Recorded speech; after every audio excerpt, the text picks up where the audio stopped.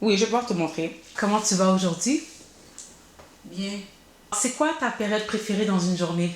10 heures. C'est là il y a beaucoup de soleil. La journée commence. C'est tôt. Puis il y a toute l'après-midi qui va être un petit peu plus longue. Comment tu décrirais Marie-Carline? Une bonne dame. Mais ça dépend. Ça dépend de quoi? La situation. Quand les gens me regardent souvent, ils pensent que je ne suis pas quelqu'un qui comme souriante là, puis qui parle trop. Mais quand la personne commence à avancer vers moi, puis là, la personne, c'est sûr, il va dire dans sa tête, ah, mais la pensée que je l'avais pensée, c'était pas ça. Elle est une bonne personne quand même, elle parle à tout le monde, puis elle est patiente, puis c'est ça. Qu'est-ce que ça veut dire pour toi une réussite, maman? Une réussite, c'est quand tu veux faire quelque chose, là, tu t'efforces, puis là, finalement, tu l'as. Et puis, comme ça, c'est une réussite quand même. Même si, par exemple, si tu dis tu veux travailler comme infirmière, là, tu dois aller à l'école, puis là, tu le prends au sérieux, tu es toujours présent à l'école, puis tu étudies tes affaires. Ça, là, à la fin, et tu es devenue l'infirmière, puis là, tu dois dire, ah, ça, c'est une réussite. Qu'est-ce que tu dirais qui est un échec? Mais c'est un échec, puis des fois, c'est parce qu'il y a quelque chose qui ne marche pas. Ce serait quoi ton conseil à quelqu'un qui fait adversité avec l'échec, qui voudrait réussir? De faire tes affaires comme il faut, toujours d'être là pour la faire que tu veux réussir. Puis là, d'encourager, de ne pas comme négliger. Puis que tout ce que tu dois faire pour réussir, il faut que tu t'efforces pour avoir ce que tu veux. Et puis finalement, tu vas l'avoir. C'est qui la personne qui t'a le plus impacté ou influencé dans ta vie jusqu'à aujourd'hui, tu dirais? Bon, et là, c'est une question qui est difficile de répondre. Premièrement, moi et ma mère, j'ai pensé souvent à elle, mon père. Puis là, vu que les deux ne sont pas là, puis c'est mes enfants. Attends, qu'as-tu fait qui t'a rendu fière? Bon, j'ai réussi quand même à trouver quelqu'un, j'ai fait ma vie. Puis là, j'étais comme toujours sérieuse.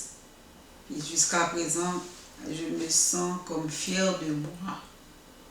Parce que je vis quand même à un seul homme dans ma vie. Parfait. Qu'est-ce que ça représente pour toi, ta maison, le fait d'avoir eu un seul homme, puis ta famille? Qu'est-ce que ça représente pour toi? Un souvenir. Un bon, un mauvais souvenir? Un bon. Un bon. Ok. Quand tu rentres chez toi, comment t'es supposé te sentir? Mais bien, même si pas 100%, mais je me sens soulagée, je rentre chez moi. J'essaye aussi de laisser les mauvaises choses en arrière de ma maison, là, rentre pas chez moi.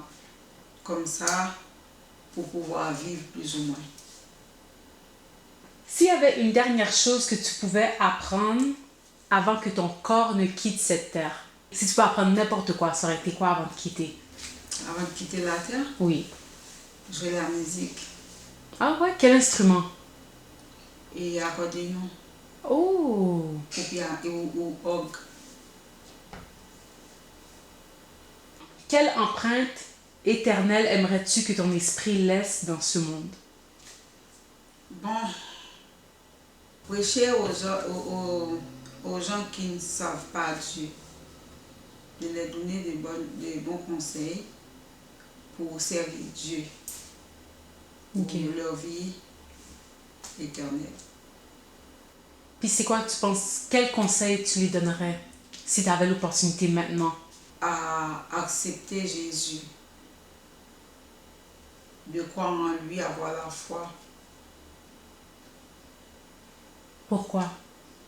pour aller trouver Christ. Qu'est-ce que Christ nous a demandé? Si vous m'aimez, gardez mes commandements. Il faut quand même essayer de les faire. Sinon, là, tu ne pourras pas monter dans le ciel. Est-ce qu'il y a une histoire en particulier qu'on t'a déjà racontée, que ce soit dans ta jeunesse ou que tu as entendu, une histoire qui t'a marqué? Une histoire qui m'a marqué.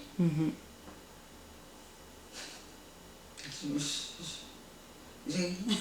Eh? La seule chose que j'ai, c'est toujours les témoignages. C'est que Dieu a fait. Et puis j'étais là. C'est ça qui c'est une des plus grandes choses qui m'a toujours marqué. Mon frère, il était malade, c'est Dieu qui l'a guéri. J'avais deux frères qui étaient vraiment malades par les mauvais esprits, mais qui l'a guéri, c'était Dieu. Il n'y a personne qui ne pouvait rien faire pour lui. Alors moi, j'étais là, et quand mon père et les autres priaient pour lui, c'était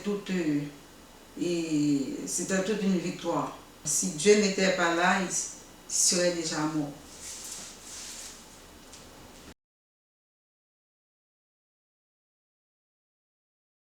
Mm, mm, mm, mm, mm.